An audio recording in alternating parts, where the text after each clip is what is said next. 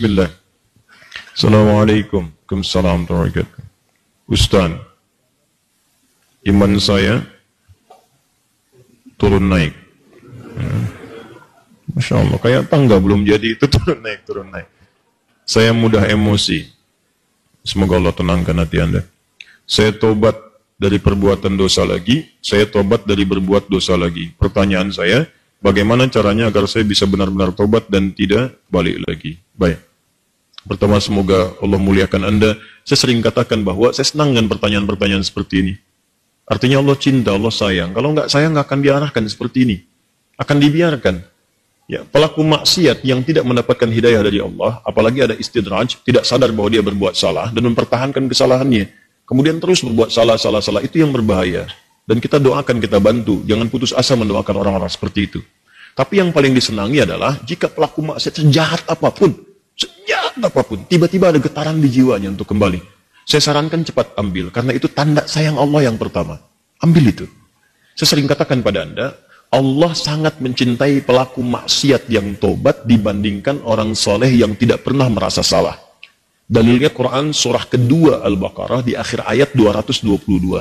Innallaha yuhibbut tawwabin. Allah sangat cinta orang yang selalu untuk berusaha tobat. Dan Allah akan tunjukkan jalan kalau dia mau ngambil itu. Tadi misal Anda pernah berbuat salah dan terus ada getaran di jiwa, ini salah nih, saya harus berubah. Ini petunjuk Allah, Anda ambil tuh. Itu langsung turun ayat di Quran surah ke-29 ayat 69. Quran surah 29 Al-Ankabut ayat 69. Walladzina jahadu fina lanahdiyannahum subulana. Orang-orang yang serius menjemput petunjuk kami. Begitu Allah tunjukkan, Anda mau ambil. Dia serius pengen ngambil, pengen belajar, terus nanya orang, awalnya malu-malu, setelah itu mau-mau, gitu kan? Datang ke majelis ilmu, awalnya belakang-belakang, setelah itu saf paling depan. Ustaz belum datang, dia sudah datang duluan, bahkan dia siapkan macam-macam. Allahu Akbar. Itu lanahdiyannahum subulana. Kami akan tunjukkan jalan-jalan terbaik menuju kami. Macam-macam. Tiba-tiba Masya Allah bukan cuma ditaklim aja. Ada yang dapat hadiah umrah, ada yang dapat jodoh, ada yang macam-macam. Diberikan pokoknya. Jadi yang pertama diberikan itu bukan dunia dulu, ketenangan hati dulu. Jadi kalau Anda hijrah, yang diberikan pertama kali ketenangan jiwa. Ya, Quran surah keempat ayat 100, paling kiri sebelah bawah. Wa may yuhajir fi sabilillah yajid fil ardi muraghaman katsiran wa sa'ah. Orang yang mau berhijrah ke jalan Allah akan diberikan oleh Allah itu pertama sa'ah tuh. Kelapangan dalam jiwanya, tenang gitu, kenikmat. Ada sesuatu yang nggak pernah Anda peroleh sebelumnya. Biasa kumpul-kumpul, main-main, ya, menjelang Isya, maghrib, malam-malam cuma nonton, tiba-tiba taklim. Ikut ke majelis ilmu. Awalnya mungkin penyesuaian, lama-lama jadi enak gitu. Ada sesuatu yang kerasanya, saya kemana aja selama ini? Saya kemana aja gitu. Ini nikmat, bahkan kalau udah dapat halawatul iman, nikmatnya iman, itu ketinggalan sekali, kayak nyeselan tuh. Saya ketinggalan nih gitu. Saya ketinggalan. Ya sama, dulu-dulu sholat fardu biasa ketinggalan. Tapi kalau sudah nikmatnya iman, ketinggalan sholat sunnah, wah, kayaknya ada penyesalan dalam diri Anda. Itulah kenikmatan iman. Nah sekarang, kalau kemudian Anda bertanya, Ustadz saya pengen tobat, saya ini pengen tobat, tapi saya ini berbuat salah lagi. Kadang naik, kadang turun, kadang naik, kadang turun. Naik turun itu biasa. Itu di Al-Bukhari disebutkan di Kitabul Iman, kitab yang pertama. Ada 57 hadis di situ. Kalau iman sedang naik turun, kata Imam Al-Bukhari, buka kitab saya. Dari 97 kitab, 97 pembahasan. Pembahasan pertama, Babul Iman, Kitabul Iman, 57 hadis. Di antara hadis yang mengatakan, Al-imanu yazidu wa yantaqis. Iman itu naik dan turun. Kadang naik, kadang turun. Yazidu bitta'at. Rumusnya kalau pengen naik, maka kuatkan iman itu dengan mengerjakan banyak ketaatan. Ketaatan itu buahnya amal soleh. Kerjakan amal soleh. Amal soleh itu detilnya adalah pekerjaan-pekerjaan ibadah. Sholat, amal soleh. Jadi kalau iman sedang turun, pengen dinaikkan, maka perbanyak amal soleh. Ya, amal soleh. Ini. Karena itu dalam Al-Quran kalimat iman sering disandingkan dengan amal soleh. Quran surah 103. Wal 'asr innal insana lafi khusr illa alladziina amanu wa amilus shalihat. Iman wa amilus shalihat. Ini amal soleh. Detilnya amal soleh nampak pada ibadah. Makanya setelah kalimat iman kadang ada detilnya ibadah. Kalimat iman pertama Al-Baqarah ayat 3. Alladzina yu'minuna bil ghaib wa yuqimunas shalah. Salat. Wa mimma razaqnahum infaq. Ya ayyuhalladzina amanu, Al-Baqarah 183. Kutiba alaikumus, ya puasa. Tuh. Ini. Jadi kalau iman merasa sedang lemah, sering terdorong berbuat yang kurang bagus, pengen dinaikin, maka rumus cepatnya adalah cepat buru amal-amal soleh. Paksakan. Paksakan untuk mengerjakan. Yang biasa fardu tambah sunnah. Rawatib dulu, latihan. Rawatib. Mutlak, malamnya coba tahajud, walaupun 2 rakaat dulu. Nanti kalau sudah terbiasa, kalau soleh itu sudah baik, rumuskan gini, hidup itu berpasangan. Semua berpasangan. Quran surah 51 ayat 49, paling kiri agak sedikit ke bawah. Wa min kulli syai'in khalaqna zawjaini la'allakum tadhakkarun. Semua selain aku, kata Allah, aku ciptakan berpasangan supaya kalian sadar cuma aku yang tidak punya pasangan. Kata Allah, semua selain aku berpasangan. Yang hidup berpasangan. Ya, laki-laki lawannya perempuan, jantan hewan lawannya betina, putik tumbuhan, Allah lawannya benang sari. Siang lawannya malam, putih lawannya hitam. Sama persis, baik lawannya buruk. Saya ulang, baik lawannya buruk. Amal soleh lawannya amal salah. Jadi ada yang soleh, ini baik. Ada yang salah, nah ini buruk. Kalau orang sudah biasa baik, maka yang buruk akan tenggelam.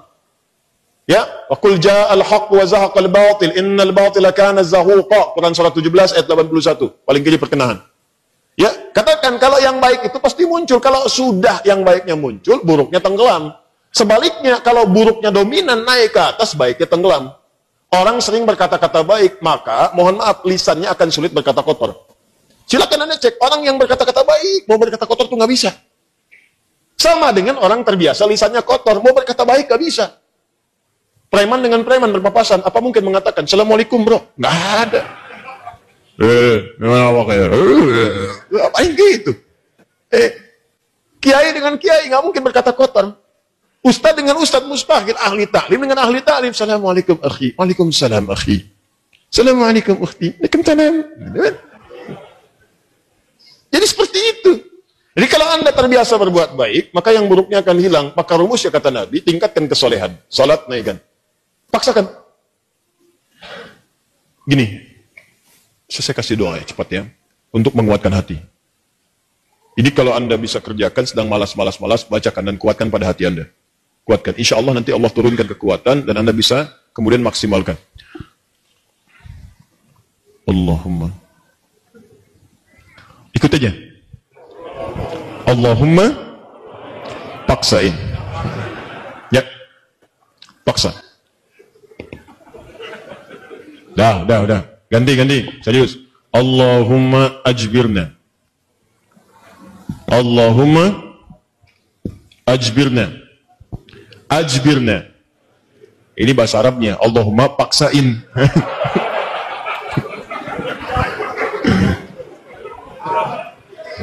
Ya? Paham? Ditingkatkan, naikin salat. Mulai dari salat.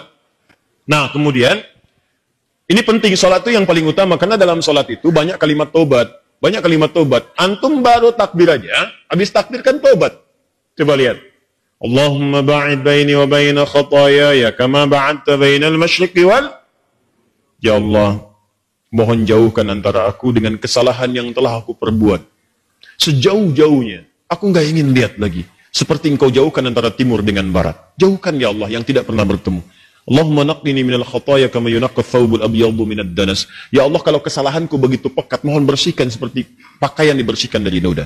Allahumma ighsilni bil ma'i wa thalji wal barad. Kalau begitu pekat luar biasa, gunakan ya Allah walaupun hanya air yang sangat dingin. Gunakan ya Allah. Maksudnya bersihkan sebersih-bersih. Antum tobat, makanya pahami bacaan-bacaan salat. Sama dengan wajah alladzi fatara samawati wal arda hanifan musliman wa ana minal musyrikin. Inna salati wa nusuki wa mahyaya wa mamati lillahi rabbil la syarika lahu bidzalika umirtu wa ana minal muslimin atau wa ana awwalul muslimin. Ya Allah, aku pasrahkan diriku sepenuhnya pada saat ini kepada penguasa langit dan bumi. Kalau aku salat selama ini, atau aku ibadah ya Allah, atau aku hidup sampai dengan sekarang, atau engkau bahkan wafatkan aku dalam salat ini. Engkau wafatkan aku dalam salat ini. Aku ikhlas ya Allah. Aku ikhlas. Berikan bimbingan kepadaku untuk meningkatkan ibadah. Dengan itu aku diperintahkan. Jauhkan dari sifat musyrik. Mulai sekarang aku berjanji ya Allah, aku akan lebih patuh kepadamu. Mulai sekarang aku berjanji, aku akan lebih patuh kepadamu. Wa ana minal muslimin. Muslim itu kan patuh, tunduk, patuh. Jadi kalau Anda mengatakan kalimat itu habis sholat berbuat maksiat lagi, Anda berkhianat dengan kalimat Anda. Makanya saya sering katakan, pahami bacaan sholat, pahami. Anda akan mengerti betapa nikmatnya sholat ketika Anda memahami bacaan-bacaannya. Itu kalimat pertama. Kemudian di luar-luar itu, Anda beristighfar. Makanya habis sholat kan Anda berzikir. Quran surah keempat ayat 103. Paling kanan, agak sedikit ke atas. فَإِذَا قَضَيْتُمُ الصَّلَاةَ Maka jika Anda selesai menunaikan salat, fadhkurullaha, maka segera berzikir kepada Allah. Apa zikir pertamanya? Hadis Muslim nomor hadis 571. Astaghfirullah, astaghfirullah, astaghfirullah. Allahumma antas salam wa minkas salam. Tabarakta ya dzal jalali wal ikram. Astaghfirullah itu ya Allah saya minta ampun. Ya Allah saya minta ampun. Kalau dosa merasa banyak dalam salat bersujud, dalam ruku minta. Masih kurang, merasa banyak dosa. Habis sholat minta, ya Allah ampuni saya, ya Allah, ampuni. Saya merasa dosa saya banyak. Saya mengakui dosa saya banyak, ya Allah. Namun saya pun menyaksikan rahmatmu lebih luas dibandingkan dengan murkamu. Maka mohon, ya Allah ampuni dosa saya. Makanya saat diucapkan itu sambil ingat dosa, ya bukan cuma di lisan. Ingat dosa-dosa apa yang pernah dikerjakan. Ingat. Itu yang dimaksudkan Quran surah keempat ayat 17-18. Innamat taubatu ala Allahi lilladzina ya'maluna su'an bijahalatin thumma yatubuna min qarib. Sungguh tobat yang diterima oleh Allah itu adalah orang yang pernah berbuat salah. Salah itu bawaan manusia. Jadi kalau Anda nggak pernah salah, patut ditanya Anda itu manusia apa malaikat? Cuma malaikat yang nggak pernah salah. Quran surat 66 ayat ke-6 paling kiri sebelah atas. La ya'sunallaha ma amarahum wa yaf'aluna ma yu'marun. Malaikat nggak pernah salah, nggak pernah bermaksiat, mengerjakan tugas sesuai tupoksinya. Nggak pernah bermaksiat. Apa pernah Anda dengar malaikat Jibril korupsi ayat? Nggak ada. Apa pernah malaikat sering tukeran tugas? Nggak ada. Jibril, sini. Kenapa? Saya jengkel banget sama orang itu. Ente yang cabut nyawanya deh. Kata malaikat maut, nggak ada. Semua sama sesuai tugasnya masing-masing. Jadi kalau Anda mengharapkan kesempurnaan dari seseorang, percuma. Karena Anda manusia. Sama persis dengan pasangan hidup. Kalau Anda mengharapkan suami Anda sempurna, Bu, ibu salah nikah. Harusnya ibu cari malaikat. Cuma malaikat gak punya nafsu. Jadi kalau ada suami salah, wajar namanya manusia. Jangan diekspos kesalahannya. Demikian juga istri kalau keliru, wajar namanya perempuan manusia. Kecuali malaikat. Papa kenapa sih gak pernah mengertiin aku? Mama, papa ini manusia, bukan malaikat. Mama ini. Mama juga bukan setan kan? Kalau setan sebaliknya. Selalu kenal salah, gak kenal benar. Dan setan nggak mau tobat, manusia pertengahan salah dan tobat. Setan salah nggak mau tobat. Jadi kalau ada manusia mengatakan dirinya manusia salah, nggak mau tobat, patut ditanya dia manusia atau itu. Paham ya? Tobat itu terus, makanya disebut tawab. Tawab itu nggak berhenti. Jadi kalau sekarang belum kerasa perubahan dia, terus tobat, jangan berhenti. Terus tobat. Misal sekarang tobat nih, masih berulang, tobat lagi, terus jangan berhenti. Sampai Anda merasakan bahwa perbuatan itu buruk dan membencinya. Terus, jangan berhenti. Jangan terus tobat, nangis. Hari ini nangis, nggak bisa, besok nangis. Nggak bisa, besok nangis. Nggak bisa lagi, tangisi diri Anda yang belum bisa menangis. Terus. Dan kalaupun Anda wafat, Anda sedang dihitung wafat dalam keadaan berusaha tobat. Itu poinnya. Bukankah ada orang membunuh 100 orang dan dia berusaha tobat? Dia berusaha tobat, datang ke majelis ilmu. Berusaha di jalan wafat. Dihitung oleh Allah. Padahal belum tahu dia diterima atau enggak tobatnya. Belum tahu dia. Cuman dia berusaha di jalan mewujudkan tobatnya. Bunuh orang, Anda bayangkan. Maksiat itu udah hatam. Udah lewat bahkan. Ya. Dia kerjakan, tapi dia mau tobat. Dia terima getaran jiwanya. Datang, istighfar. Di jalan meninggal. Diterima tobatnya. Dan kita tidak tahu pelaku maksiat mana yang saat wafat dalam keadaan tobat. Ya, makanya ayo biasakan tobat. Istighfar. Nabi aja biasa istighfar. Nanti kalau sudah enak ada kelapangan. Setelah itu baru diberikan anugerah-anugerah dunia yang dirasakan hilang itu. Awal-awal tuh begitu Pak. Kadang pengen tobat. Saya pengen tobat ya Allah ke masjid. Sholat 2 rakaat tahiyatul masjid. Pulang sepatu hilang. Ya. Kadang-kadang begitu. Karena Allah kalau sudah senang dengan seorang hamba. Yang kurang baik dibuang-buang. Buang. Nanti didatangkan lagi yang baik. Kalau Anda sabar. Ya. Kan pernah ada seorang, ini kisahnya tak, seorang pemuda tobat. Terus diarahkan pada seorang syekh. Begitu diarahkan di syekh itu, kata syekh ini benar kamu mau tobat. Kalau mau tinggal dengan saya terbatas. Yang ada cuma kurma, minum air putih. Nggak apa-apa syekh, saya mau tobat. Tinggal di situ. Sehari, 2 hari, 3 hari. Begitu 3 hari, setan datang. Kadang-kadang setan itu datangnya kepada orang tobat, gak seketika. Nanti, beberapa waktu, diarahkan kepada maksiat. Jadi kisah nyata, setan membisikkan kepada dirinya, guru kamu ini, syekh kamu, ini sabar banget, makan cuma kurma, air putih. Kamu sudah mulai kuat. coba berbakti kepada gurumu, carikan makanan. Bagus awalnya. Keluar dia, carikan makanan. Begitu keluar, nyari-nyari nggak dapat, lompat tetangga, bakat malingnya dipakai lagi. Naik bakat pencurinya. Nggak dapat, lewat lagi, begitu rumah kedua, belum manjat, sudah mencium bau enak, bau makanan. Manjat dia ke atas tembok, begitu manjat, lihat ada tungku, ya. Di situnya di atasnya kemudian ada satu panci, ya. Kemudian dia ke situ, begitu dibuka, Allahu Akbar, 3 terong, enak banget kayaknya, baunya, yang sudah matang. Ya, dibisikkan ke telinganya, coba dulu aja, kalau enak, ambil. Berikan kepada gurumu. Syekhmu kan orang terkenal di sini. Kalau cuma ngambil dikasih tahu buat gurumu, pasti orang paham. Tuh, kadang-kadang begitu tuh. Mangga itu ambil aja kalau ditanya, buat Ustadz Hadi. Awas suami-suami itu. Papa lagi di mana? Sama Ustadz Adi. No. Hati-hati itu. Kalimat-kalimat, padahal enggak misalnya kan. Baik, nah begitu proposalnya tuh. Akhirnya dia coba dikunyah. Begitu dikunyah kemudian, nah karena dia sudah tobat, itu ada petunjuk di hatinya. Jadi kalau orang sudah bersih itu kemudian berbuat maksiat, nanti ada yang namanya burhan mirabbi. Ya petunjuk Allah, seperti Nabi Yusuf menerima burhan, ini salah. Ya cahaya kebaikan yang diberikan oleh Allah kepada seseorang yang tergerak berbuat maksiat. Di hatinya mengatakan, jangan lakukan itu salah. Nah dia begitu, jangan lakukan itu keliru, itu salah. Begitu mendengar suara tadi, dia muntahkan. Ini kisahnya tadi, muntahkan seketika. Dan dia lari. Dan dia ingin ceritakan kepada gurunya bahwa dia telah berbuat salah. Dia pengen dituntun, salah saya pengen tobat. Balik lagi. Begitu balik lagi ke tempat gurunya, qadar Allah, begitu pulang ke masjid gurunya, ternyata gurunya sedang berhadapan dengan seorang perempuan. Di luarnya ada bapaknya nunggu, seorang laki-laki tua. Begitu sedang berhadapan, lihat anak muda tadi dipanggil, ya bunaya ta'al, anak sini, sini. Ya, begitu datang, diceritakan sama gurunya, ini ada seorang perempuan datang pada saya, dia baru ditinggal wafat oleh suaminya, selesai masa iddahnya. Dia datang pada saya untuk dicarikan jodoh. Saya tawarkan pada kamu, maukah engkau menjadi jodohnya? Nah, kalau Anda dalam situasi seperti itu tuh, wah, udah datang mau taubat, masuk masjid ada durian, tuh kan? Wah, perempuannya cantik, tinggal wafat kemudian oleh suaminya, belum ada keturunan dan seterusnya, baru aja menikah, selesai masa iddah, ditawarkan pada Anda, mau nggak?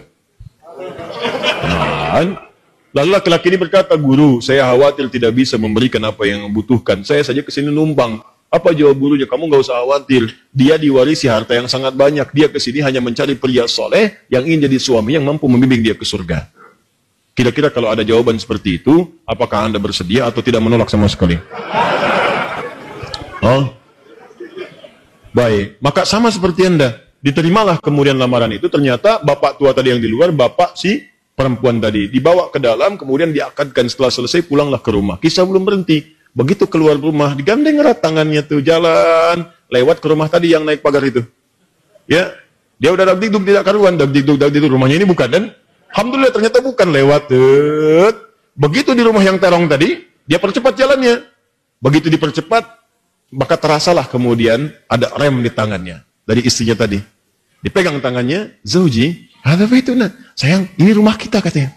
Rumah terong tadi. Betul. Masuklah ke situ. Aduh, celaka saya katanya kan. Begitu masuk ke situ, bertanya. Polos kayak nanya, Zauji, hal anta ja'i? Sayang, kamu lapar? Jujur dia, nah, saya lapar. Saya 3 hari makan cuman kurma, minum air putih gini. Alhamdulillah. Baik, tunggu sebentar. Begitu ke dapur dia lihat. Wah, terongnya kan bermasalah tuh. Pancinya kebuka, dia rupanya dia menyiapkan terong itu untuk suami barunya. Begitu dilihat terong yang bermasalah, dia teriak, siapa yang makan terong saya? Katanya. Nah, kalau situasi itu terjadi, bagaimana respon Anda?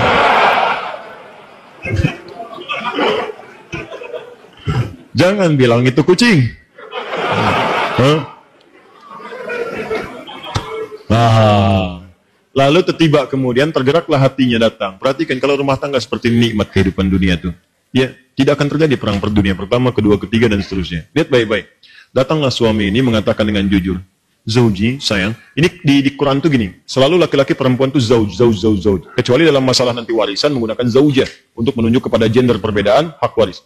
Zauji, sayang, kisahnya begini katanya. Aku ini sebetulnya mencarikan makanan untuk guruku. Lalu setan membisikkan, sampai tiba-tiba ke sini aku buka ada terong, aku cicipi. Tapi demi Allah, tidak aku telan, aku muntahkan karena takutku kepada Allah. Sampai aku kembali, tadinya mau tobat. Sama guru dipanggil, suruh nikah sama kamu. Sampai ke sini. Dia jelaskan semua kisahnya. Apa yang terjadi? Kalau ibu mendengar kisah tadi, apakah ibu akan balik lagi kepada guru mengatakan? Hah? Kalau ini terjadi pada setiap perempuan, maka damailah kehidupan di rumah tangga dan di bumi. Tenang kehidupan di bumi. Perhatikan kata perempuan ini. Apa yang dia katakan? Bagaimana anugerah Allah diberikan pada pemuda yang tobat ini. Ahli maksiat, tobat, dapat ketenangan, dan apa hasilnya? Perhatikan. Wallahi, demi Allah. Secuil terong yang kau muntahkan karena Allah itu, maka Allah ganti dengan seluruh terongnya, panci tempat terongnya, rumah tempat terongnya, plus pemilik terongnya.